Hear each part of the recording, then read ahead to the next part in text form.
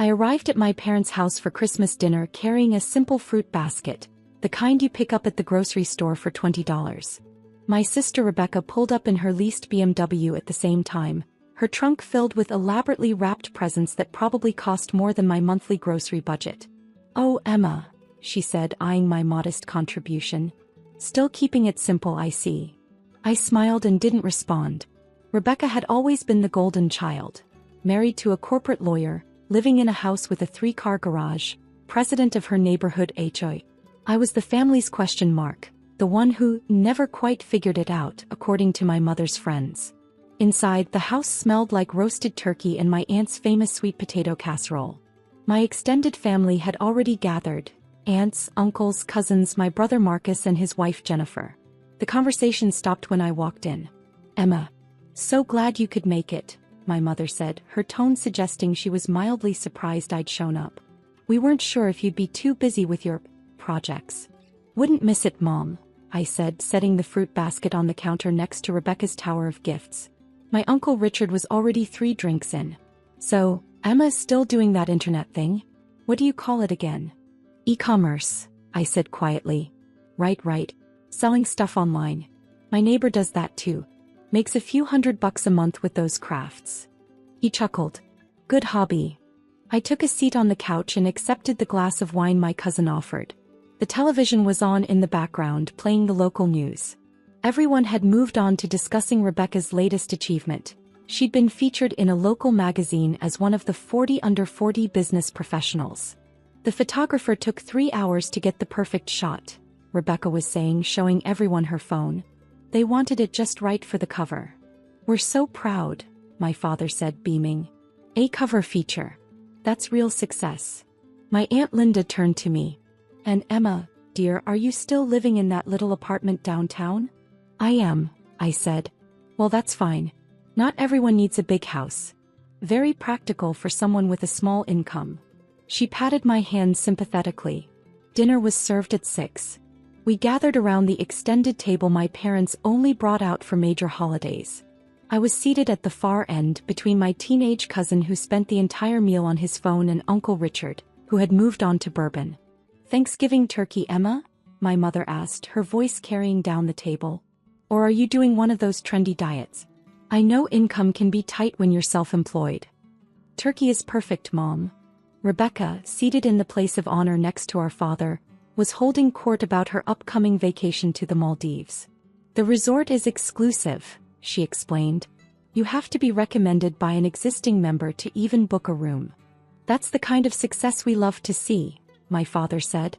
"Working hard, climbing the corporate ladder, investing wisely." My brother Marcus chimed in. "Remember when Emma wanted to drop out of her marketing job to pursue entrepreneurship?" He made air quotes. "We all tried to talk sense into her." "I was so worried," my mother said, shaking her head. "A stable job with benefits and she just walked away." "How long has it been now, Emma?" Rebecca asked, her voice dripping with concern. 5 years of this online shop experiment?" 6, I said, cutting into my turkey. 6 years. "Oh honey, don't you think it's time to consider going back to a real career? I could ask Douglas if his firm has any administrative positions opening up." Douglas was Rebecca's husband who had joined us late after an important conference call. He nodded patronizingly. "Happy to help, family. We all have to be realistic about our limitations." I took a sip of water and said nothing. The meal continued with various family members sharing their accomplishments. Marcus had gotten another promotion. Jennifer had been elected to the school board. My cousin had made the dean's list. Every few minutes, someone would glance at me with what they probably thought was kindness, but looked a lot like pity. "It's important to know when to quit," Uncle Richard said loudly, pointing his fork at me. "Chasing dreams is fine when you're young, but at some point you need to accept reality. Get a steady paycheck. Build a retirement fund. Be responsible." "Emma has always been a dreamer," my Aunt Linda added. "Remember when she was little? Always making up stories, living in fantasy worlds. Some people never grow out of that." After dinner, we moved to the living room for dessert and coffee. The television was still on, now showing the evening news. My mother had made her famous apple pie, and Rebecca was describing her new kitchen renovation that cost more than most people's annual salary. Marble countertops from Italy, she was saying. The installer said they were the finest he'd ever worked with. Of course, you have to invest in quality when you have the means. I accepted a small slice of pie and sat in the corner armchair, the one that was slightly worn and faced away from most of the family circle. Emma, sweetie, my mother said, have you thought about taking some business classes? Maybe learn some real skills? I worry about you living paycheck to paycheck at your age. I'm doing fine, Mom. Fine isn't good enough, my father interjected. You're 34 years old. You should be established by now. Look at your sister. House, car, investments, respect in the community. That's what success looks like. Rebecca smiled modestly. I've worked very hard. Made smart choices. Followed a proven path. Exactly, Douglas said. The proven path. Not these get-rich-quick internet schemes. My cousin's wife, Amanda, spoke up. I read an article about online businesses. Most of them fail within the first year. The ones that survive barely make minimum wage when you calculate the hours worked. That's what I've been saying, my mother said, her voice rising with frustration. Emma, you're wasting your prime earning years. Think about your future. You have no retirement savings, no property, no security. Uncle Richard raised his glass. Here's what I think, and Emma, I say this with love. You need to stop playing entrepreneur and get serious about life. This isn't a game. Several family members murmured in agreement. I set down my pie plate, barely touched. The room felt smaller, the walls closing in with their concern and judgment and absolute certainty that they understood my life better than I did. Playing entrepreneur with your little online shop, Rebecca said, laughing. I'm sorry, but that's exactly what it is. Playing pretend. We're all too polite to say it directly, but someone needs to. For your own good. The room fell silent for a moment. Then my Aunt Linda spoke gently. We love you, Emma. That's why this is so hard to watch. You're too old to be playing these games. Games, my father repeated. That's the perfect word for it. While everyone else is building real careers, real wealth, real legacies, you're playing. My mother's eyes were actually glistening with tears. I lie awake at night worrying about you. What happens when you're 50, 60? Still in that little apartment, still pretending to run a business, with nothing to show for your life. Marcus leaned forward. Look, sis, we're staging an intervention here because we care. You need to hear the truth. This fantasy you're living? It's not sustainable. It's not real. You need to wake up and join the adult world. I took a slow breath and reached for my coffee. My hand was steady. I mean, what do you even sell? Jennifer asked. I've never even seen your website. Because there probably isn't one, Douglas said with a condescending chuckle. Or if there is, it's one of those sad little Etsy shops with 3 items and no sales. The television had moved from news to the evening programming schedule. A commercial was playing, something about holiday shopping deals. Rebecca stood up to cut herself another slice of pie. Emma, I'm going to be very direct because I'm your sister and I love you. You're embarrassing yourself. You're embarrassing this family. Every time someone asks what you do, we have to make excuses. Oh, Emma's trying to start a business. Emma's exploring entrepreneurship. It's humiliating. Humiliating, my mother echoed. When Patricia asked me at book club what my daughters were doing, I could brag about Rebecca's magazine cover and her beautiful home. But you, I had to say you were working on some online projects. I could see the pity in her eyes. My father set down his coffee cup with more force than necessary. This stops now, Emma. New Year's resolution, you're going to get a real job. I don't care if it's entry level. At least it'll be legitimate. I could probably get you an interview at my company, Marcus offered. They're always looking for people in customer service. It's not glamorous, but it's honest work. Real work. The commercial ended. The television screen showed the beginning of a new program. The local news magazine show that ran special features on Saturday evenings. Tonight on News Center Special, the announcer's voice rang out, an exclusive look at one of the most extraordinary business success stories of the decade. How a young entrepreneur turned a simple idea into a global empire worth billions. No one was really listening. Rebecca was describing her upcoming performance review where she expected another raise. Uncle Richard was refilling his bourbon. My mother was collecting dessert plates. Our feature tonight, the television continued, focuses on Emma Chin, the elusive founder and CEO of Lux Global Holdings, whose revolutionary approach to sustainable luxury goods has disrupted the entire retail industry. My mother dropped a dessert plate. It didn't break, but it clattered loudly on the coffee table. The screen filled with an aerial shot of a massive corporate campus, all glass and steel and manicured gardens. The caption read, Lux Global Holdings Headquarters, Shanghai. What? My father started. That's Emma's name, my cousin said slowly. Rebecca's face had gone pale. That has to be a different Emma Chin. Common name. But the screen had changed to show a photograph. Me in a tailored business suit, shaking hands with the president of France at an economic summit. The caption confirmed it. Emma Chin, 34, founder and CEO Lux Global Holdings. The reporter's voice filled the silent room. Emma Chin's story is one of vision, secrecy, and extraordinary execution. 6 years ago, she quietly left her corporate marketing position to pursue what her family thought was a small online retail experiment. What they didn't know was that Emma had spent the previous 3 years developing proprietary sustainable manufacturing technology and building relationships with eco-conscious suppliers across 18 countries. The screen showed factory floors, vast and modern, with workers assembling luxury handbags, shoes, accessories. Within 18 months, the reporter continued, her company had secured contracts with major department stores across Asia. Within 3 years she had expanded to Europe and North America. Her revolutionary approach, combining luxury craftsmanship with sustainable materials and ethical labor practices, resonated with millennial and Gen Z consumers who demanded both quality and conscience. My uncle's bourbon glass was frozen halfway to his mouth. The program showed footage of Lux Global products in high-end stores in Paris, London, Tokyo, New York. The items were beautiful.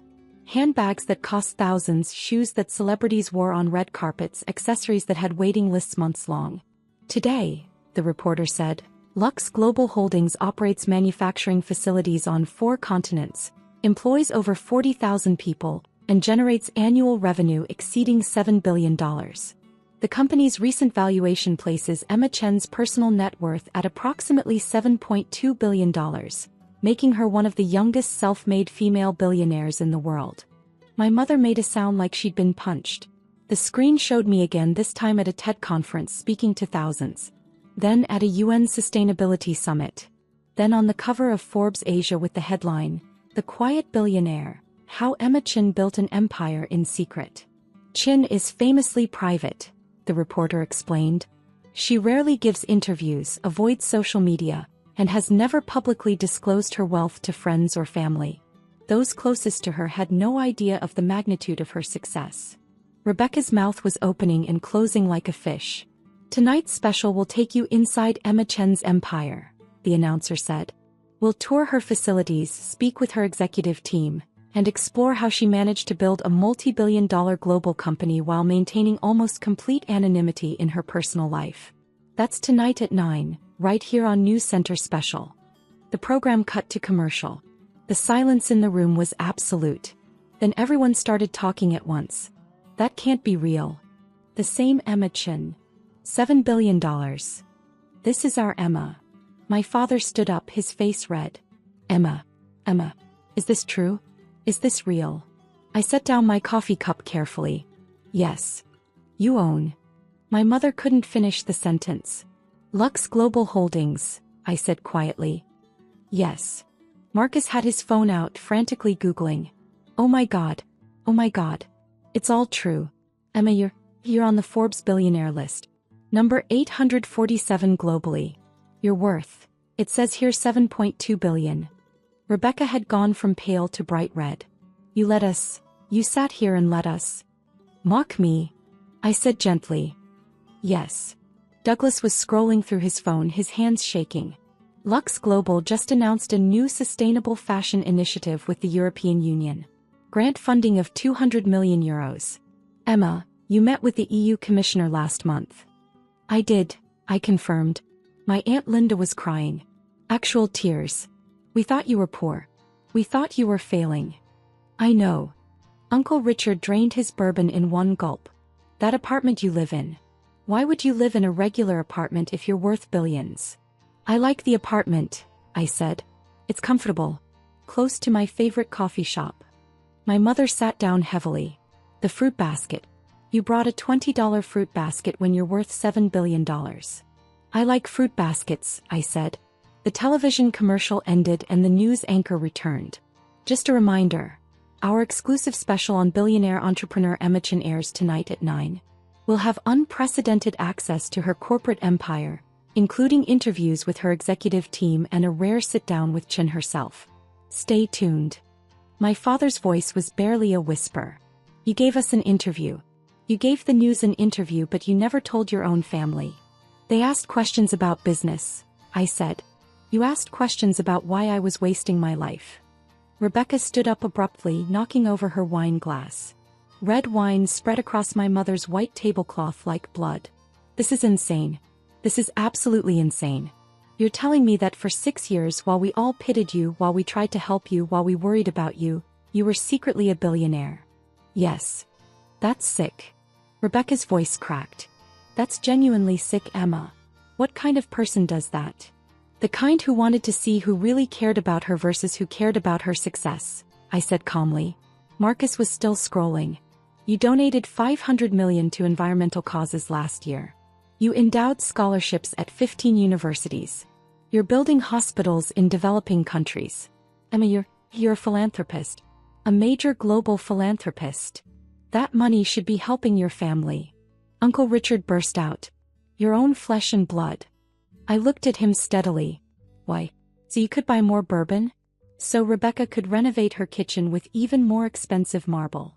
How dare you? Rebecca hissed. My mother was scrolling on her phone now too, her face growing paler with each swipe. You spoke at the World Economic Forum in Davos. You had dinner with heads of state. You own properties in 12 countries. Emma, you own an island. 2 islands, I corrected. The second one is smaller. I use it for marine conservation research. My father sank back into his chair. All those times we tried to help you. Offered you jobs. Offered you money. I remember, I said. Jennifer spoke up, her voice shaky. Last Christmas. I gave you a gift card to Target because I thought you needed help with groceries. I used it, I said. Bought some nice towels. Thank you. Douglas was pale. My firm. I offered you an administrative position at my firm. I'm a lawyer making $300K a year and I offered you. Oh God.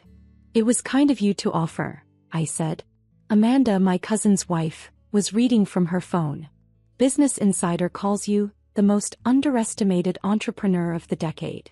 Fortune says you're rewriting the rules of sustainable luxury. The Wall Street Journal has a profile calling you the billionaire next door, because you're so normal in your personal life. I am normal, I said. Normal. Rebecca shrieked. You're worth $7 billion. You employ 40,000 people. You're on the UN Advisory Council for Sustainable Development. That's not normal. The wealth isn't normal, I agreed. But I am. Same person I was 6 years ago. Same person I was this afternoon when you were all explaining my failures to me.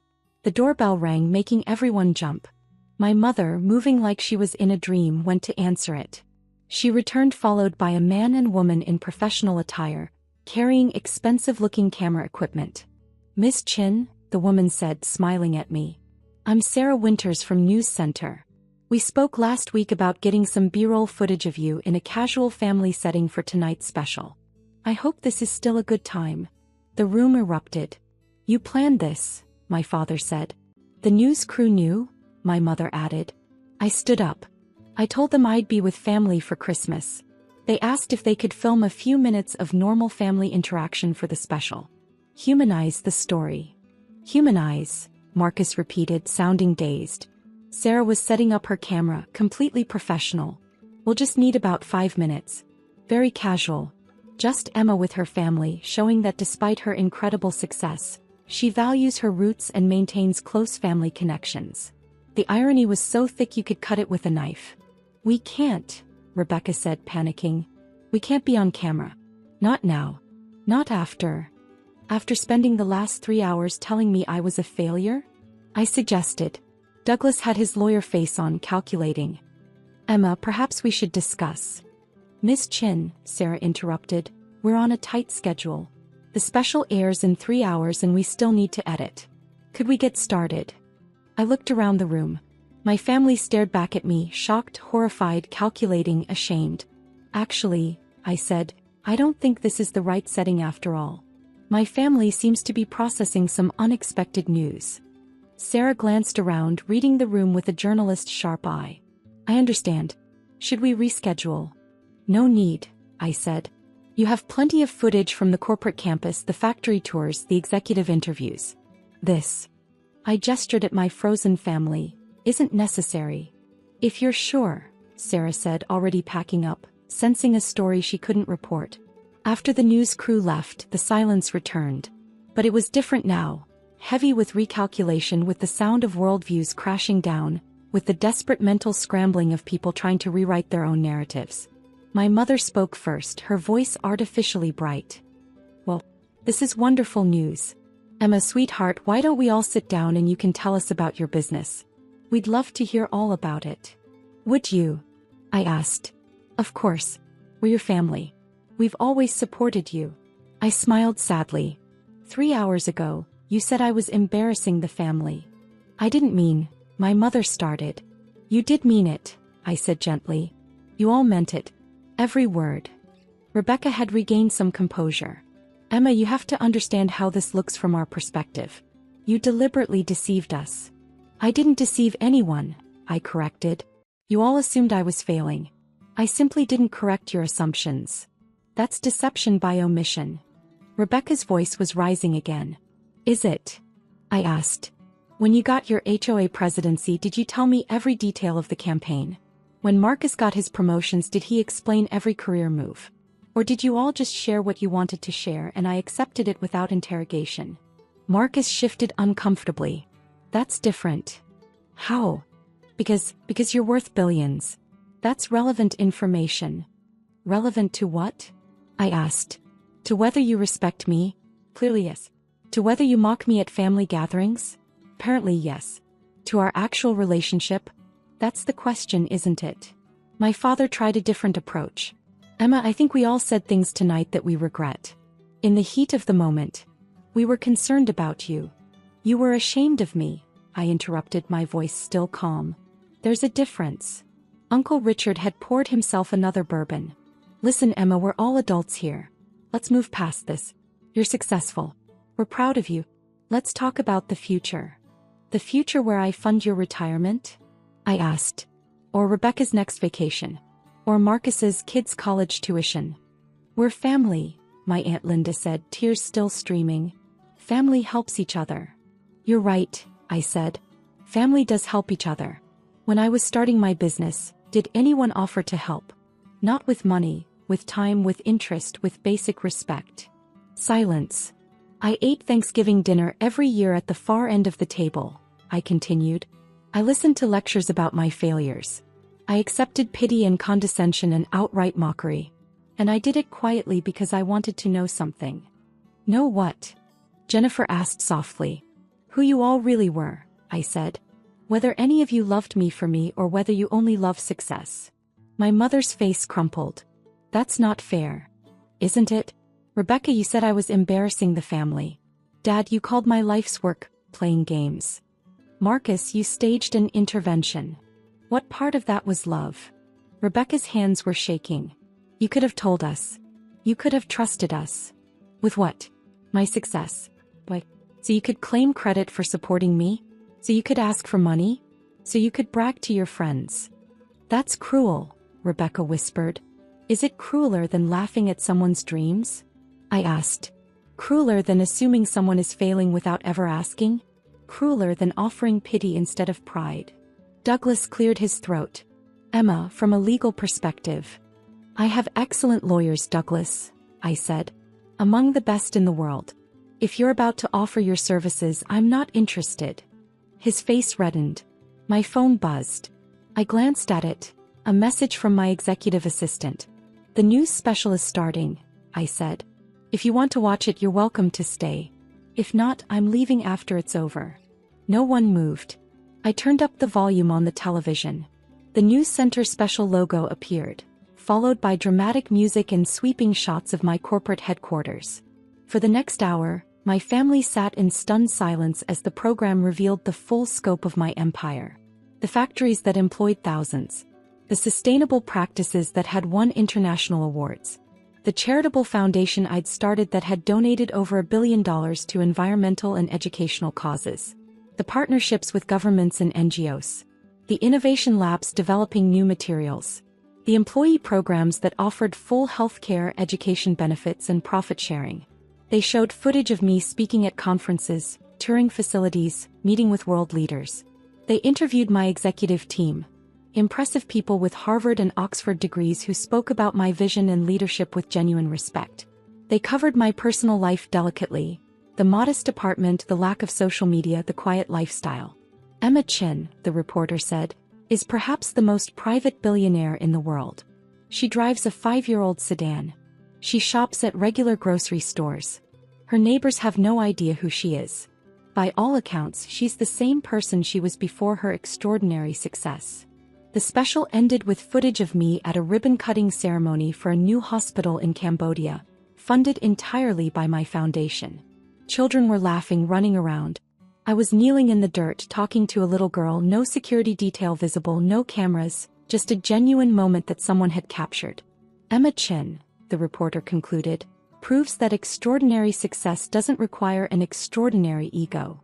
In an age of influencers and self-promotion, she's built an empire in silence. And perhaps that's the most remarkable thing about her story. The credits rolled. The room remained silent for a long moment. Then my mother spoke, her voice broken. You built a hospital. 12 hospitals, I corrected quietly. So far. And you never told us, my father said. You never asked, I replied. In 6 years, not one of you ever asked me a single genuine question about my business. You all assumed, mocked, and moved on. Rebecca was crying now. I called your work playing pretend. You did. I'm so sorry. Are you sorry for what you said or sorry that you were wrong? I asked. She didn't answer. I stood up. I'm going to go now. Emma, wait, my mother said, standing. Please. We need to talk about this. As a family. A family. I looked around the room. Is that what this is? Because for 6 years I felt like an outsider at these gatherings. The disappointing daughter. The failed entrepreneur. The one you all pitied. We didn't understand, my Aunt Linda said. You didn't try to understand, I corrected. There's a difference. Marcus stood up. What do you want from us, Emma? Groveling. We messed up. We're sorry. What else can we say? Nothing, I said. There's nothing to say. You all revealed exactly who you are. Success matters to you more than character. Wealth matters more than kindness. Status matters more than substance. That's not true, my father protested. Then why, I said slowly, did not a single person in this room defend me tonight? Before the news special, when everyone was attacking me, mocking me, staging interventions, where was the unconditional love? Where was the "we support you regardless"? Where was the basic human respect? No one answered. I picked up my coat. I'm going to keep living my life exactly as I have been. Same apartment. Same routines. Same privacy. The only difference is that now you know. And you have to live with how you treated me when you thought I was nobody. You're not nobody, my mother said desperately. You're my daughter. Then act like it, I said. Not because I'm successful. Not because I'm on television. But because I'm a human being who deserved basic respect all along. I walked to the door. Emma, Rebecca called out. What happens now? With us. I paused, my hand on the doorknob. That's up to you. You can continue treating success as the only thing that matters. Or you can take a hard look at why you treated a family member so poorly for so long. Either way, it's your choice. Will we see you again? My mother asked, her voice small. I don't know, I said honestly. I need some time to think about whether I want to keep subjecting myself to judgment and mockery. Even billionaires have feelings, Mom. Maybe especially billionaires who remember what it felt like to be treated like a failure by the people who were supposed to love them most. I opened the door. The cold December air rushed in. Merry Christmas, I said, and then I left. Behind me, I heard my mother start to sob. I heard my father trying to comfort her. I heard Rebecca saying something about calling me tomorrow, about fixing this, about family. But I just walked to my car, my modest 5-year-old sedan that was paid for in cash but had never impressed anyone, and drove away. My phone started buzzing before I even reached the highway. Texts from family members. Calls coming through. I silenced it all. Instead, I called my executive assistant. "Hi, David," I said. "Did the news special air well?" "Perfectly," he said. "We're already seeing upticks in brand interest. The PR team is fielding interview requests from major outlets. It's exactly what we hoped for."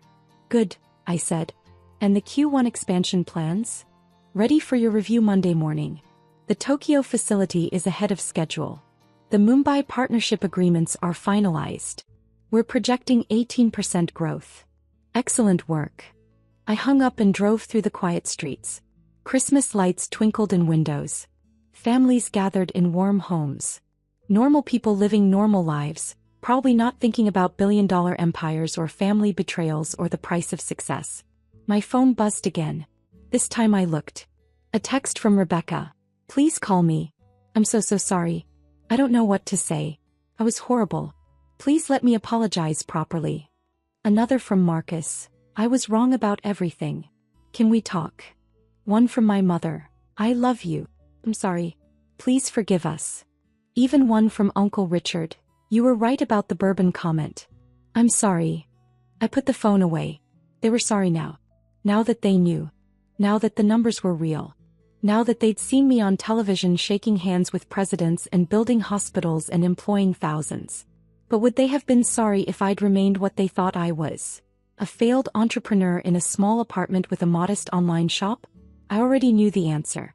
The city lights faded behind me as I drove toward my quiet apartment, my simple life, my private empire that had never needed their validation and certainly didn't need their belated respect. Tomorrow I would wake up and run a $7.2 billion company. I would make decisions affecting 40,000 employees across 4 continents. I would review charitable donations and expansion plans and sustainability initiatives. And I would do it all without the burden of family expectations, without the weight of their judgment, without the desperate need to prove anything to people who had already proven they valued success over substance. The road stretched out ahead of me, dark and quiet and full of possibility. And for the first time in 6 years I felt completely,